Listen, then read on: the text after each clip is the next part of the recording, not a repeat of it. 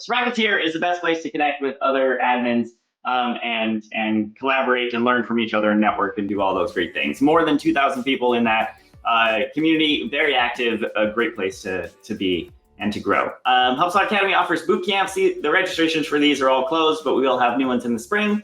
So I'll just keep announcing that every week, and hopefully I can get all of you into Super Admin 1 before it fills up next time around. This webinar platform we're using is called Bevy. It occasionally has trouble. If anything is out of sync or frozen or you lose sound, refresh the page, leave the webinar and come back, try a different browser. Those basic troubleshooting measures are usually sufficient. And again, just final CTA, we have these events weekly. So if there's a topic you would like to see discussed or a speaker you would like to hear from, please let me and Deanna know. You can submit a form here. You can reach out to either one of us on LinkedIn. We are happy to take suggestions and make sure we're continuing to offer content that is relevant and helpful to you. And with that, I'm going to turn it over to Mr. Jason Azocar to talk about the state of hiring in the ecosystem. Lovely. Thanks, Kyle. Thanks, Deanna. Great to see you guys.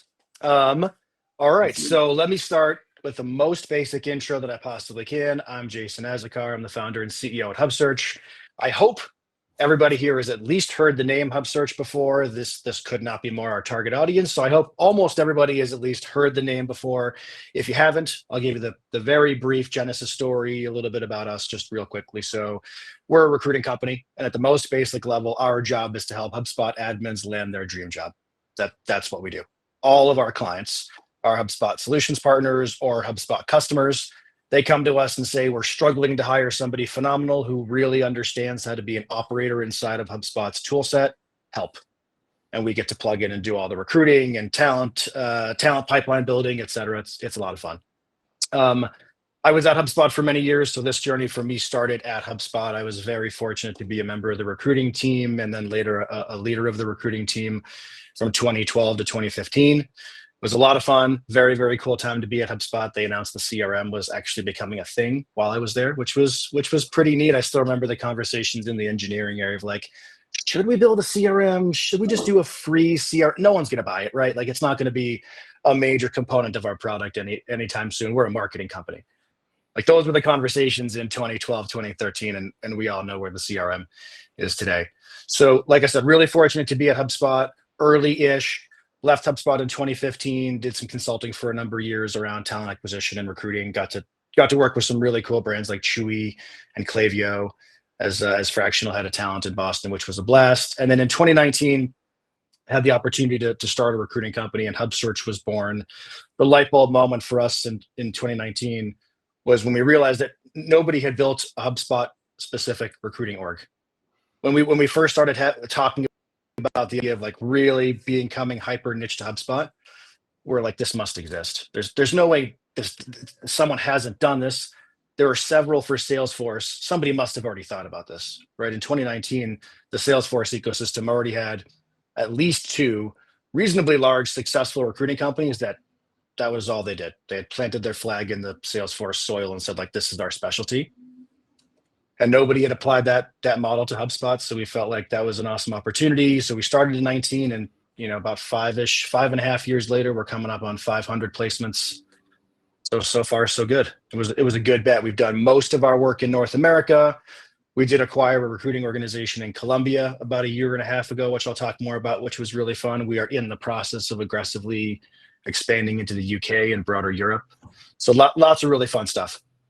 All that being said, we've got what I think is a pretty unique lens on the HubSpot ecosystem, particularly from a talent perspective. And one of the things we do with all of this data and conversation that we're exposed to is create the HubSpot ecosystem salary guide. I'm going to share my screen on it in a second. This is the 4th year we've done it.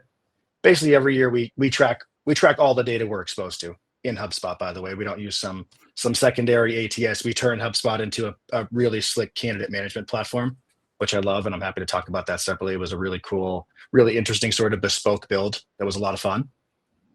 But we track everything. So every time a member of our recruiting staff has a conversation with one of you guys, right? Somebody who's in the HubSpot ecosystem, an admin, an expert, whatever it is, we track all that stuff.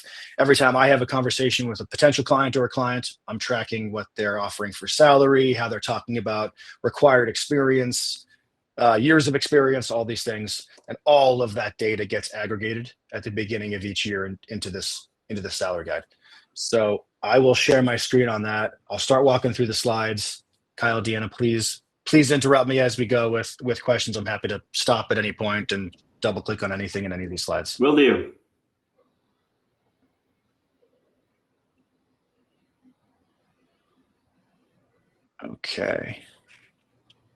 Okay, you guys, we got it. You can see it? Yep. Okay, cool. So I won't just read back my what's new in 2020. I'm going to end up talking about all this stuff. Let me talk through some of these key insights, because this is where I get to just sort of add narrative on top of all the data. So every year after we go through the process of crunching all the numbers and looking at sort of trends across time and what's changed from the years prior, I get to kind of sit back and go, well, what do I think this means for the ecosystem? And I compile these key insights. And the number one key insight from this past year was that HubSpot partners and HubSpot customers are hiring more technical professionals. This is phenomenal news for the HubSpot admin community. So I'll give you some sort of like narrative evidence here. So in 2019, 2020, even into 2021, nearly all of our work was marketing related, right? Most of the requests of us was something like, we need a phenomenal digital marketer who really understands how to do their work in HubSpot, right? How to get the most value out of HubSpot's marketing hub and marketing tools. And if they know a little bit about the CRM, cool, great. But it almost doesn't matter because it's not our CRM of record. We use it for some stuff, but we're on something else. And this really started to change, like I said, 21-ish. And it started to substantially shift more technical, more toward the admin. Right enough, everybody still defines HubSpot admin a little bit differently, which isn't totally wrong. There are lots of flavors of HubSpot administrator. But when I talk about HubSpot administrator in this context, I'm talking much more about primarily a CRM professional, right? Somebody who is really focused on how an organization leverages CRM and marketing hub, but really with more of a focus on CRM. And that's been a major shift for us. I mean, at this point, 8 out of 10 of our searches are focused on HubSpot CRM. And usually we hear like, hey, the more this person understands about Marketing Hub, Service Hub to an extent, Ops Hub to a lesser extent, the better, right? Those are bonus skills, but really what we're looking for is somebody who understands from a technical perspective, how do we get the most out of HubSpot's tools, which is totally different than a marketer who understands how to, leverage marketing channels and tactics and do the work in HubSpot. So things are getting much more technical out there. The second key insight was that, and this is the partner specific thing, but that the HubSpot partner ecosystem is changing quite a bit. It used to be that a HubSpot partner could really focus solely on spin the flywheel stuff, right? We're going to set up HubSpot for you well. We're going to set up Marketing Hub for you well. We're going to create a content plan and a calendar. We're going to write the content. We're going to launch it. We'll deploy it for you. We'll track it, and we'll share some insights. And really almost no focus on CRM management, integrations with other products. Like it was really a Marketing Hub play, and that is very much changing. And we're seeing that in the ecosystem, specifically HubSpot partners that are in sort of this, what I would call legacy partner model, are starting to struggle. And that became really evident to us when we started looking at what segments of the HubSpot partner ecosystem were leveraging our service to grow. And it really started to become this newer wave of HubSpot partner, which is much more looking like a technology services provider, much more like integrations, sophisticated and complex implementations, integrations, et cetera. Those tend to be the HubSpot partners that are growing. Number 3, which should really hit home here, I hope, is that HubSpot customers are investing in HubSpot admins. This is a wonderful thing for the ecosystem, and it's a major shift from the years past. I mean, look, HubSpot themselves for many years sold HubSpot on the idea that it's so simple, it's so intuitive, you don't need an admin, and it was. I mean, that was true for many years when HubSpot was really just a marketing tool, marketing automation product that did some other fun stuff. frankly debatable. You probably should still have had a HubSpot admin, which in those days would have been a marketer who really knew the tools. But it was designed for SMBs, right? It was designed for small businesses where an existing member of the team could go to the academy, get everything they needed to run their instance. And this has really started to shift. And we saw a marked shift last year where HubSpot customers are starting to recognize broadly that they need someone to run the product. They need someone to own the tools, and it's probably not a marketer. It's almost always these days some flavor of an operations professional. And I'll talk more about this stuff when I get to the HubSpot admin slide, but HubSpot admins these days are generally coming from an ops track, right? There's your sales ops professional, you're a marketing ops professional, you're somewhere in the operations world, and you become a HubSpot administrator. And we're seeing it across all different sizes of HubSpot customers, right? Of course, bigger, mid-market companies are going to need an admin, but we're seeing it across smaller organizations too. $3 to $5 million companies that have 15, 20, 25 employees are now starting to hire HubSpot admins, which again is exceptional news for this for this audience, because it means that the pool of opportunities is growing substantially. It used to be that it was difficult to find an opportunity where a company was looking for an admin, right? It was difficult to find the right position. Now the opposite is true. Lots of opportunity, difficult to find a really great HubSpot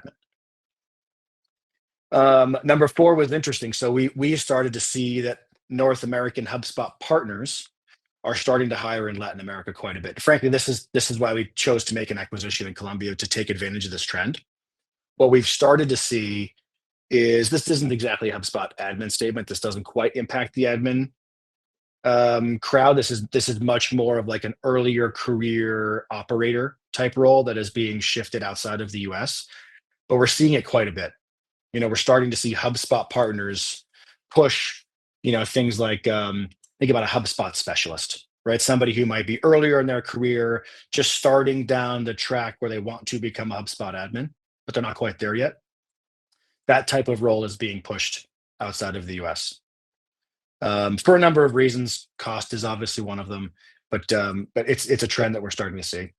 And number 5 was a bit of a shock, to be honest, was that digital marketing salaries have stagnated. So when we really started crunching the numbers and we got into the salary comparisons, this was the first time across any segment that we track where we saw a slight decrease in average salary, and it was with digital marketers. And I think there's a number of potential reasons there. I think the primary driver here was there was such escalation in salary across COVID that I think what we've started to see is a bit of a correction. So like if you took a 7-year chunk, if you took a 6 or 7 year window, salaries are still way up, but they've started to level off from the things that we saw during COVID.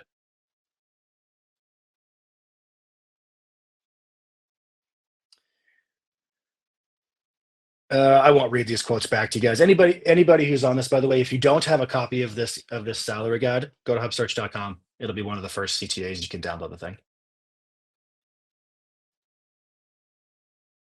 Skip that. Okay, this is important. Employees, aka HubSpot admins. How to use this guide? Why is it valuable for you?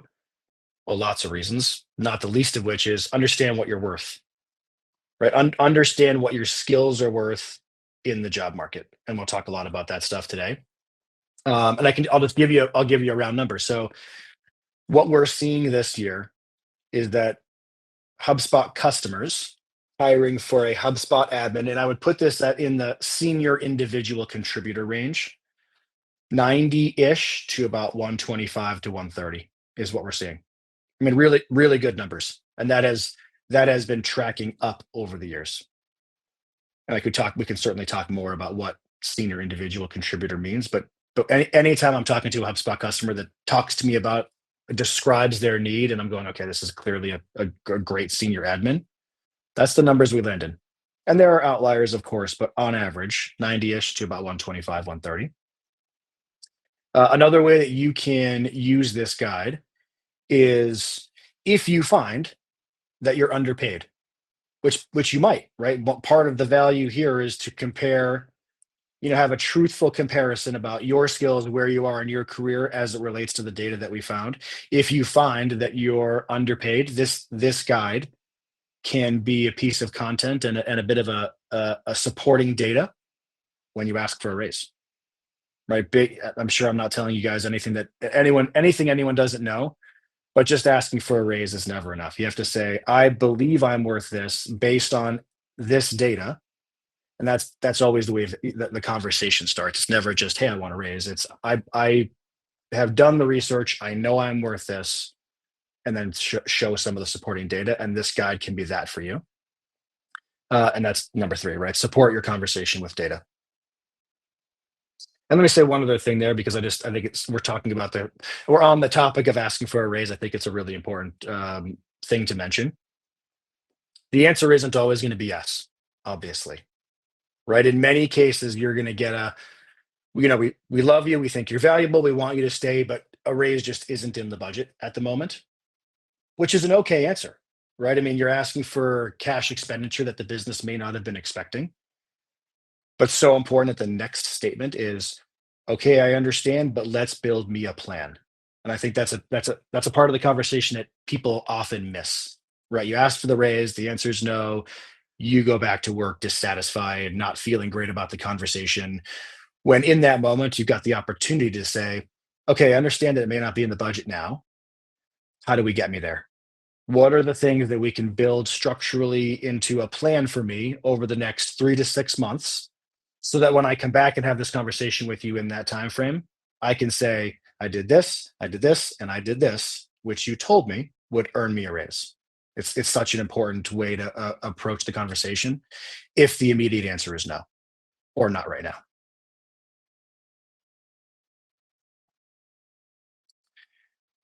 Okay, so let's talk a little bit about defining junior versus senior versus mid-career.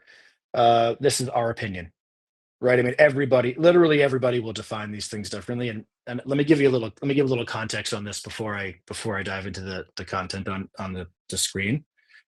Years of experience is my least favorite qualifier.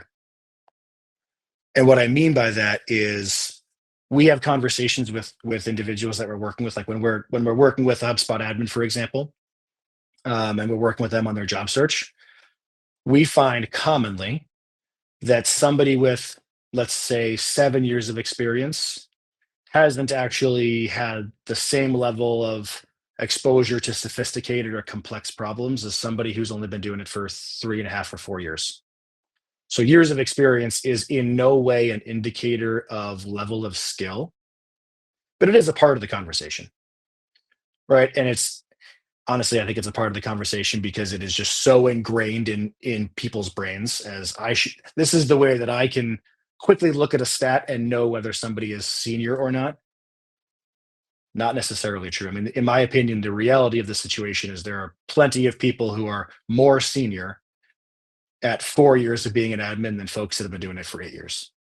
So take that for what it's worth, but that's my opinion.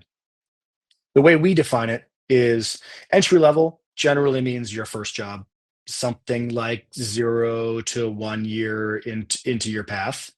And when I say, and this isn't necessarily your first job ever, this absolutely applies to folks who are changing careers. So you did something, you got out of school, you did something for a couple of years, and you decided, hey, I really want to follow a path toward becoming an expert in HubSpot. Like I'm choosing this path. Well, the first thing you start doing puts you in this entry level position, even though you may have done something else for a number of years. So this is really like years on the path toward becoming a HubSpot expert, HubSpot admin. So 0 to 1 entry level. Junior, which, look, I don't love the word, but it's just a good way to describe it. Junior, something like 1 to 3 years, right? You're past the point where you've gotten value from curriculum, courses, training. You've done all the things in HubSpot Academy as you should. Excellent place to start. You've started to put that stuff to work in practice in a job, right? You're learning HubSpot and how to actually leverage HubSpot to produce business outcomes, which is a really important component of this thing. Learning HubSpot on its own is one thing. Learning how to use HubSpot to drive the growth of a business is a different thing. And you've got to combine those two things to get further into this spectrum here. So by the time you reach mid-career, which again, something like 4 to 7 years, you've started to combine those two things.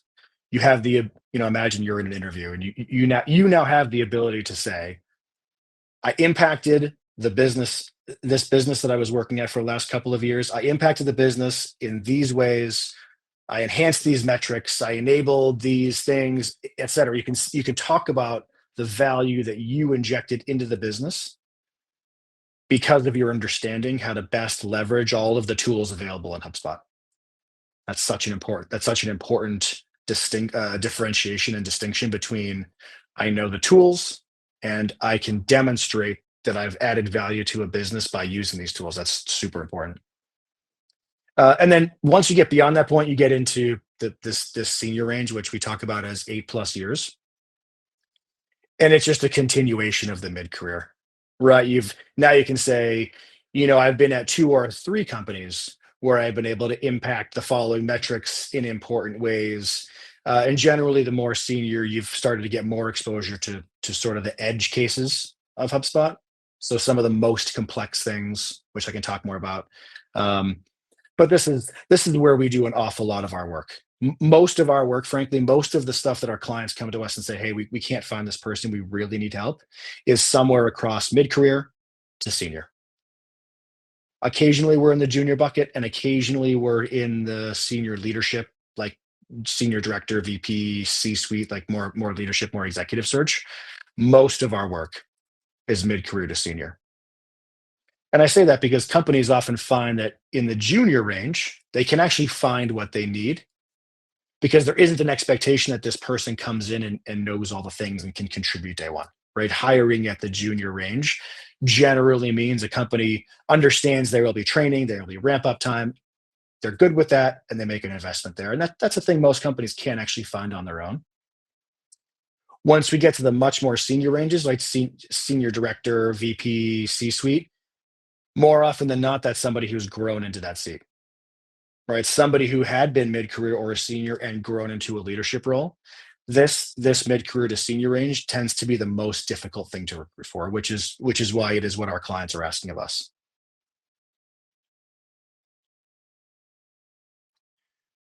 Okay, so this is the HubSpot admin slide. I'm not going to read this whole thing back to you guys. I'll let the slide speak for itself. And obviously, if you don't have this thing, go download it afterward. But this is exactly what I talked about. On average, we're in the 90-ish to 125, 130 range. Let me talk a little bit about the outliers.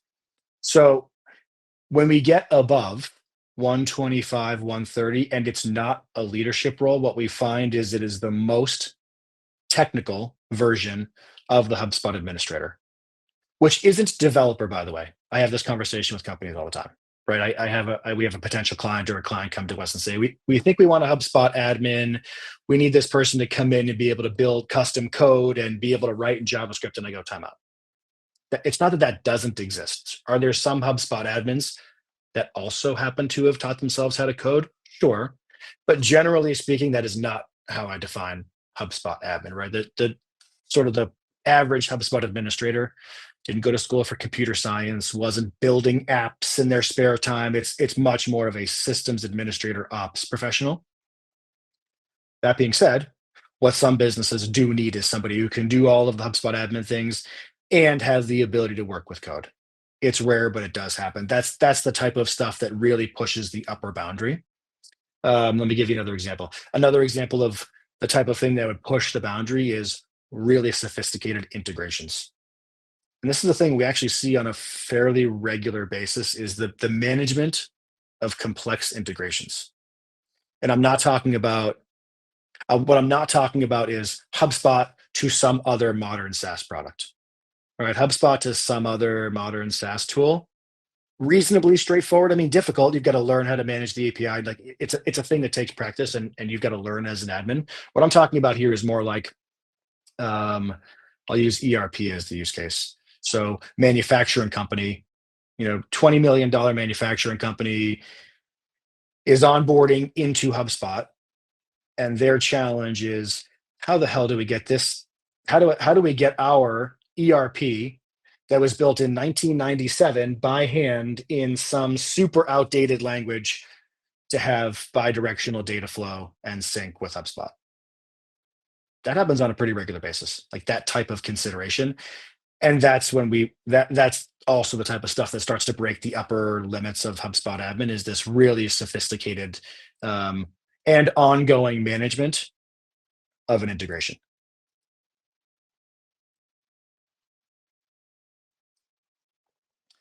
Less relevant account strategist, we can probably skip.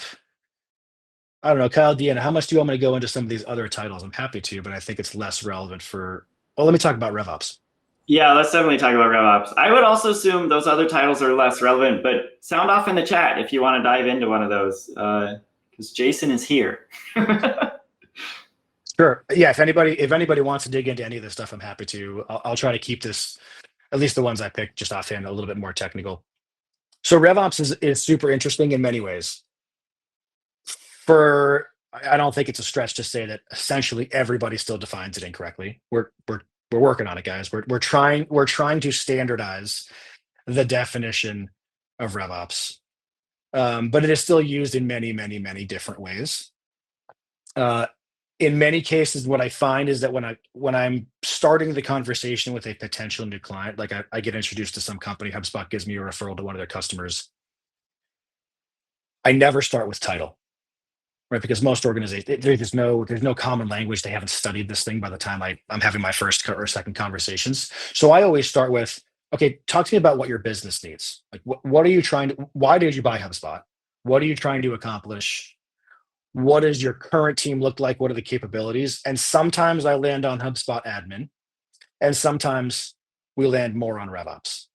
And there is definite overlap, right? I think about HubSpot Admin and and revenue operations as, two sides of the Venn diagram. There's definitely that overlapping area. The RevOps professional is definitely more strategist. Still definitely technical, still can execute in HubSpot to a certain degree, but is much more business outcomes to technology alignment. Strategy on how do we think about using technology, primarily HubSpot, to accomplish the goals of sales, marketing, and service. And I think that is generally what we see. I mean, this is also an area that is started to drastically increase in popularity and in need amongst HubSpot customers. And a really interesting trend that we've started to see more recently is that bigger HubSpot customers with more ability to put resources into a HubSpot team will have both of these people. They'll have a HubSpot admin and a RevOps professional who is HubSpot specific. And that's a power dynamic. I mean, that's a power team. So the HubSpot admin is really thinking about systems management, systems usage, data consistency, security, accuracy, integrations. And their counterpart, the RevOps person on the team, is almost more in like a business partner role. That's the person who's going, okay, senior leadership, what do you need? Tell me what your team, what your department needs from the systems. What are you trying to accomplish? And then the RevOps professional goes and translates that stuff into build, into plans for build, and then works with the admin to produce the systems that'll accomplish the goals of the business. And the ranges here are really good. I mean, not all that dissimilar from the HubSpot admin, 90-ish to 125, 130. I would say is still the average range. The stuff that will break the upper boundary here is what I've started to see HubSpot customers do is select a RevOps professional to put into more of a leadership role. So they're thinking about RevOps as a leader of an ops department, right? So there is still some siloing that's taking place, even though we all know that the idea of RevOps is to destroy the silos. That isn't always what we see in actuality. What we'll see is that a HubSpot customer has an existing ops structure where they've got a person or two in sales ops, they've got a person or two in marketing ops, maybe even somebody in success ops, more rare. And instead of escalating one of those people into a leadership role, they go hire a revenue operations professional who's got a broader view of ops holistically to lead this department. And that's a really cool search for us. We love running that. It's a lot of fun. And it's a really cool escalation of responsibilities where I think it aligns really well with the spirit of RevOps, which is, again, broadly, how do you align technology with outcomes?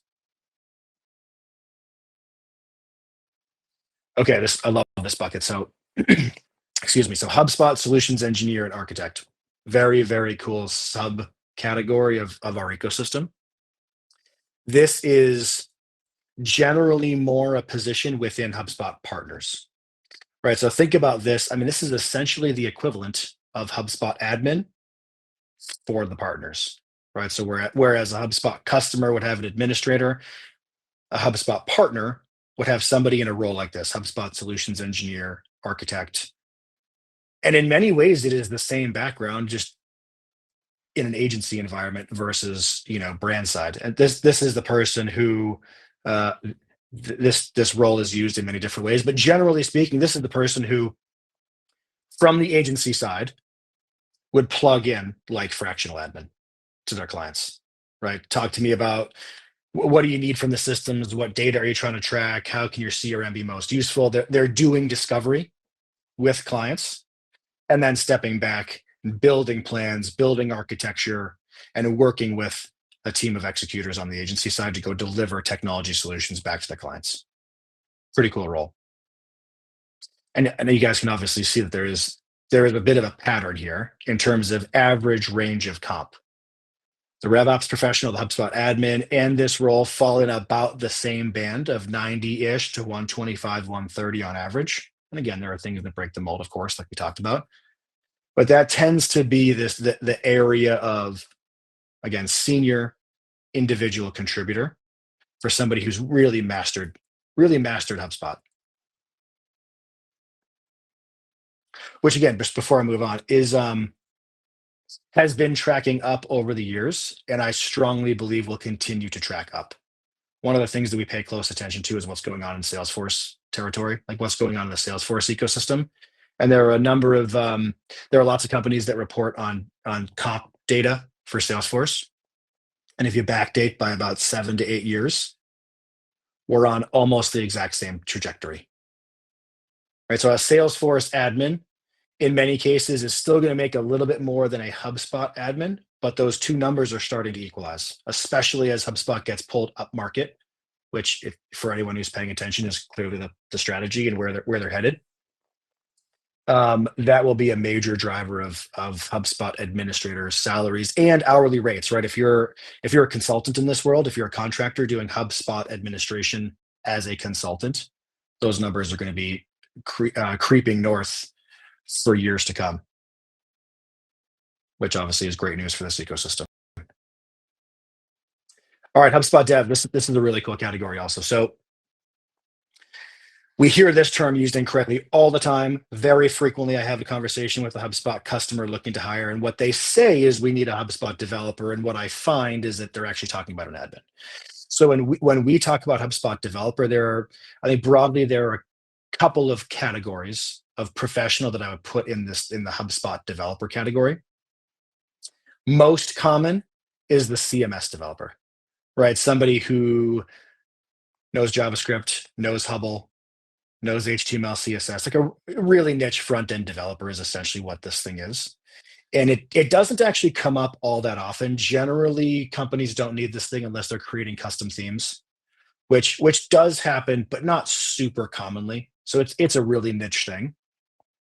The other component here is more of a back-end developer who has become focused on HubSpot integrations, right? Building back to the manufacturing ERP to HubSpot integration example that I gave. That is an example where you've got to have someone who's building custom code. And that's an example of the HubSpot back-end developer. That has become more common. And I think that will continue to become more common in the front-end component. And the numbers here, again, the consistency is kind of in your face. It's like at the senior individual contributor level for folks that really know HubSpot, we're in that 90-ish, 125, 130 range. All right, I'll skip the employers component. I already talked about this. This is sort of what I talked about on the, if you find that you believe you're undercompensated, this slide summarizes a lot of what I just talked about. Like, ask for the raise, right? For sure, ask for the raise. And if the answer is we can't do now, don't leave that conversation until you get your manager to commit to a plan. Because look, if you say that sentence, if you say, look, okay, I want to understand what the plan is. How do I get there? And you receive pushback, right? The response is, well, we're not really willing to do a plan. Well, what you've actually just uncovered is you're not getting a raise at any time soon, right? You're locked into your number for the foreseeable future, which might be okay, right? You might say, you know what, I'm okay with that. I love my company. I'm really happy where I am. But you might also find that that's unacceptable based on what you believe your value to be, and you may choose to start exploring your options. This is a shameless plug slide. No need to go into that. Jason, back a Yep. couple. Do you want to give a shout out to Sprocket Jobs and talk a little bit about how that works? Oh, sure. Okay, so I'll just talk a little bit about all the different things we do. So yeah, we talked about Colombia, North America. We talked about Sprocket Jobs is a HubSpot specific job board that we created it's doing okay. Frankly, I thought it would get more traction than it has. It's doing all right. Definitely check it out. Do not use it as your one source. It's not that yet. I wish I could claim that like that is the place where you're going to find your next HubSpot jobs or your next HubSpot position. I wish it was. It's not quite that yet. I'm more than happy to be super candid on that. But it exists, and there are jobs constantly being shared through Sprocket Jobs. So as a part of your group of resources, as you're looking for something new, check out Sprocket Jobs. Look, if you're looking for something new, if your goal at some point in the coming months is to find a new position, broadly reach out to HubSearch. Right? I mean, our job in this ecosystem from the candidate view, from the HubSpot admin view, is you reach out, you'd have a conversation, or first of all, you would send us some data on what you're looking for, right? Fill out a form and tell us like, all right, broadly, here's what I want to see. Each of those gets routed to a member of my recruiting staff. We categorize it in a bunch of cool ways in HubSpot. And then when we take on a new search, that's the first thing we look for. We go to HubSpot and we go, all right, show me everybody who has joined our candidate roster who matches these criteria. And that's when you would hear from a member of my recruiting staff. So frankly, let us do the work for you is the idea, right? Like don't feel like your only option is to go click a bunch of apply buttons. Let an agency do the work for you. That's our job.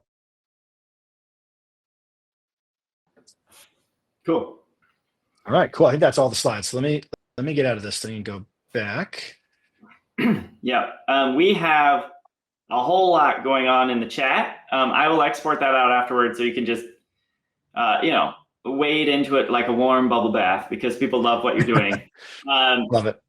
For the time we have left, I'm going to head over to the Q&A and we'll get through as many questions as we can. Everyone, if you want to hop over to that Q&A tab and upvote the questions you're most interested in, we will work through the most popular to least popular and see how far we can get in the 17 minutes we have left. So I'll give that just a few seconds. And then we'll you know what? One thing I did forget to mention, which I'm already starting to think about the next version of the HubSpot salary guide. And one of the things that we've started to see, and this was probably always true, but we have started to get more involved in communities and events this year. And I've started to see a really interesting opportunity for candidates. So for example, Sprocketeer. If anybody's listening to this and isn't a member of Sprocketeer, that's your first stop when this thing ends. Like being a member and an active member in Sprocketeer is the ultimate no-brainer, right? For a bunch of reasons. Is that the thing that's going to land you your next position? Probably not. That's not the intent of it, but it is absolutely how you can continue to further your skills, engage with the community, and potentially meet the person who's going to introduce you to your next company. So it's a no-brainer. And the events thing has been really interesting, right? So I'll give the Impact Live event is a great example, right? Where I bumped into you last week or 2 weeks ago, Kyle. So there are lots of smaller events that are taking place throughout the year that I almost never see candidates attending. And I think that's a miss, these are events that, so Impact, a big HubSpot partner, I'm sure you guys know Impact. They host a thing called Impact Live. It used to be twice a year. Next year, it's just once a year. These are pretty affordable events, and essentially everybody walking around there is a leadership member at a HubSpot customer. I mean, you could essentially turn it into a career fair for yourself. And I don't see anybody doing that. I think it could be a really interesting hack, right? There's, and I'll just mention a couple that I know are coming up. So Aptitude 8, HubSpot Elite Partner, I'm sure you guys know that name. They have an event coming up. I think it's November 14th in New York City. Same deal. Everybody there, or most of the people there, are leadership representatives from HubSpot customers. And for not a ton of cash, you can go join an event like this and make it a phenomenal networking opportunity. Mopsapalooza is a very cool thing. I'm sure a lot of you guys have heard of this. They're doing a big event in LA coming up. I think it's November 3rd or November 4th. If you're anywhere in the LA area, going to Mopsapalooza is a complete no-brainer, right? I mean, you're going to be amongst peers and lots of companies trying to figure out how the heck do we hire a phenomenal ops professional. So attending events like these, I think, is a further your career hack that lots of people aren't doing. And I think more and more in-person events are happening. They are coming back, and I don't think everyone always hears about them, but somewhere in the world, on at least a monthly basis, there are HubSpot people getting together. And there's so much. Yeah, and they're all over the country. And look, they're not cheap. They're not cheap necessarily. Like, a lot of these things will cost you $100 or a couple of $100 for a ticket. But depending on the effort you put into conversations while you're there, that could be the biggest no-brainer investment in your career. Cool. Well, let's hop into these questions. Our top question with 19 votes from Jill: where do HubSpot Academy certifications fit in? Does having a lot of them help establish someone as more of a senior level, or are they just a nice to have? Okay, maybe the question in our space right now. They are required. You've got to have your HubSpot Academy certs. Okay, but it doesn't necessarily distinguish you from others, because lots and lots and lots of people have them. But they're important. Right, it will demonstrate. I love the Academy. It does amazing work. The certs are important. They're an important starting point that demonstrate that you as an individual have taken it upon yourself to further your knowledge of HubSpot, which is really important. Do they necessarily mean you can do the most sophisticated things in HubSpot? No, but that's not the intention, right? I know there are organizations that are working on more advanced, deeper dive, more hands-on boot camps, training academies. Like that stuff is going to be coming in spades in our ecosystem in days to come. But I think HubSpot Academy certifications is critical. You've got to have them.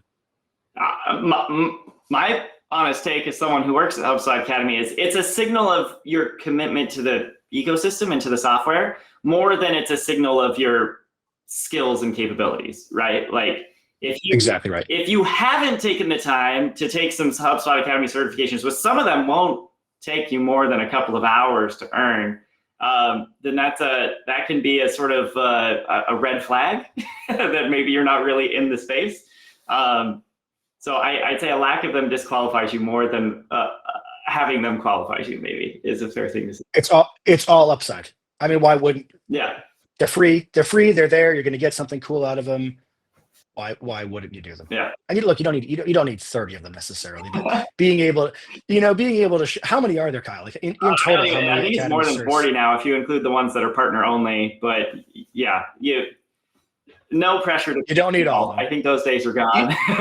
You don't need all of them, but tough to say that you're a committed HubSpot professional, but you haven't done the things that HubSpot themselves offers. So you've got to be able to show some of that stuff on your resume. Yeah. And I think especially if you're, this is, you correct me if I'm wrong here, but I imagine if you're a generalist, right, you're a HubSpot admin, right? Because you're here at HubSpot Admin HUG, and you want to show like, yeah, I have broad knowledge. I know something about social media marketing, content marketing, but also things about sales and also things about customer service. Like these are just little ways to have specificity in your generalist knowledge. So I totally agree. And I think the answer differs a little bit depending on where you are in your career, right? If you're an aspiring admin and you're like, man, how do I get my first HubSpot job? How do I get the first thing in this path? Well, then they're really important, right? Because what you're trying to convince an employer is, I've got the potential to be a very good HubSpot professional. I haven't done it yet. I need the shot. I need the chance. Yeah. But as some proof that I'm committed to this thing, I've got 11 certs. I've got all the certs I can get without having access to a HubSpot portal. Like, give me the shot. Yeah. Yeah, I love that. That's great. Annie asks, do you have resources for job descriptions and salary guides for HubSpot CRM admins? I'm in a new role as an admin under the umbrella of marketing systems administrator, and I think it's not encompassing the value I'm bringing.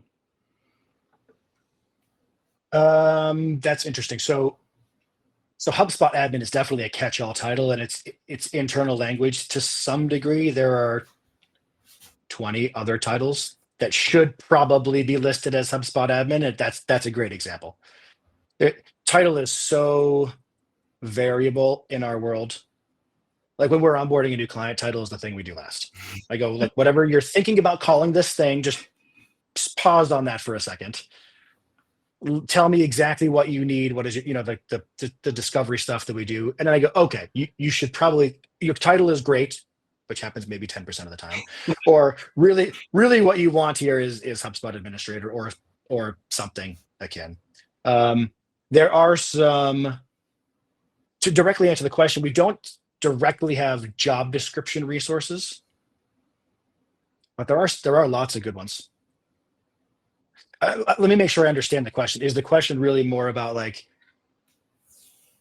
you want to build yourself a job description that better represents what you're actually doing and your value to the business? Like, I think that's the spirit of the question.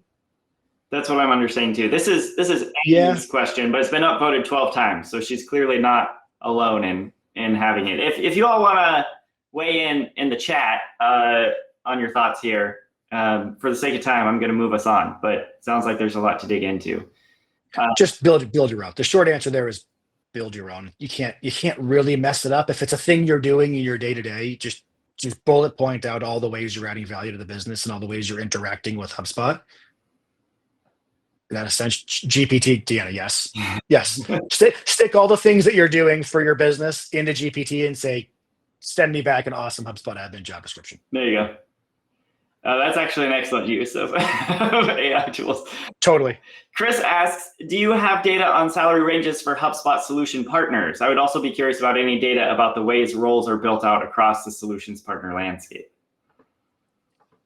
Definitely. So that data is included in the averages within the salary guide. Cool. And it does differ a bit, right? Generally speaking, let's just take the HubSpot administrator role. Generally, so HubSpot admin, let's assume that's a customer position. HubSpot solutions engineer, solutions architect, similar skills, but for a partner. The numbers are marginally better on the customer side. Generally, they're companies with deeper pockets. It's just the reality of the situation. If you're working for a $30 million manufacturing company or whatever it is, chances are your salary is going to be better than if you're working for a 12-person agency. It's just the reality of the types of businesses and the margins they can drive, but they're not vastly different. Maybe 10, 15% better on the customer side. Related question from Michelangelo, where do you see a more promising career in the future, working for a HubSpot agency or for a HubSpot customer? So this is, you just answered like salary rise, but like long-term, what do you see? Depends how you splice it, which I promise I won't dodge the question, but it depends on it does depend on how you look at it. I strongly believe that one of the things we're going to start to see amongst partners is consolidation. We have seen it. We are seeing consolidation amongst the HubSpot partner ecosystem, right? Every week you see some acquisitions, some merger, SmartBug and Globalia, Aptitude 8 just merged with OBO. There are lots of organizations that are coming together, which will reduce the volume of opportunity. because these larger organizations will have better ability to leverage their resources. So there will be fewer. Really, what I'm saying is there will be fewer seats. I think the stronger long-term opportunity is customer side. Interesting. Right. And I just think that the easiest way to think about it is HubSpot is laser focused on more customers, more customers, more customers. Yeah. That's not the same on the partner side. HubSpot is not obsessing over how do we get more partners. In fact, probably the opposite. Yeah. How do we have fewer, more technical, bigger, more enabled partners that are credentialed? Yeah. I think one thing, or accredited rather. I think one thing I would point out though is like fewer seats in partner land, certainly. But if you join a HubSpot partner, there's roughly a 0% chance that at some point they're gonna like change VP of something and they're gonna be like, we're done with HubSpot, now we're on Salesforce, right? Whereas that is true. On the customer side, these sorts of shakeups do happen occasionally. Well, very true. And I think really important to say, I wish I knew the exact number. I will guesstimate that something like 80 to 90% of HubSpot admins who are customer side got there through partners. Oh, right. The partner is how you get to that point in your career, right? You joined a partner, you learned, you went from rudimentary and like academic understanding of HubSpot to that mid-career point that I talked about. Like I've impacted business metrics with these tools. I did it for years. That's the thing that gets you the job in many, many, many cases at the customer. The other option is you kind of go up to the ops track within a customer. Yeah. But lots and lots of the admins that we end up placing within our HubSpot customer clients are coming from the partner ecosystem. That's good to know. This may be our last question. I'm going to combine two together because they're very closely related. Carrie asks, how does fully remote work impact these numbers up or down? And Karina asks, is there more demand for on-site roles or remote? Okay, so remote doesn't impact the numbers at all. This is a my opinion thing. I still have conversations with companies that try to claim that they should be paying less in lower cost of living locations, which I think is insanity. Where you live is irrelevant, because I don't care if you live in the lowest cost of living place in the country. You can still compete for jobs in Boston and New York and Miami and Seattle. So that doesn't matter. So I think we don't really see that much anymore. That was much more of like a right after COVID thing or during COVID thing. So your location shouldn't dictate your salary. Your skill should. What was the other part of the question? Is there more demand for on-site or remote? Still remote. It has come back sharply. I mean, in COVID, everything we did during COVID was remote. We're something like 70-30 now. 70% remote? 70% remote, 30%. And the 30% is mostly some flavor of hybrid. Very rarely do we talk to companies that are like, must be butt in the seat, must be in the office 5 days a week from 8 to 5. Like that has largely died. Yeah. Cool. I mean, we do still see it, but most of it is, look, we have an office space. We bought this building. We want to leverage it. We love the team atmosphere. We need people local-ish who can be here a couple days a week. Yeah, that makes sense. All right. Well, we are just about at time. I would love, before we hop out, for you to let people know the best way to get in touch with you if they're interested in continuing the conversation. Fantastic. Email me at Jason at HubSearch. Reach out to me at any time on LinkedIn. I'm more than happy to have follow-ons to these conversations. Definitely get the salary guide. And please don't hesitate to reach out. Amazing. Jason, thanks so much for being here. Thank you all for being here. Good big group here today, very active. I'll make sure to export out your chat and questions to Jason so he has those. But yeah, I think we're going to call it here. Thanks, everyone. Go enjoy your Tuesday and hope to see you all back. Thanks, everyone. Thank Bye, you. Jason. Bye, guys. Thank you. See you next week.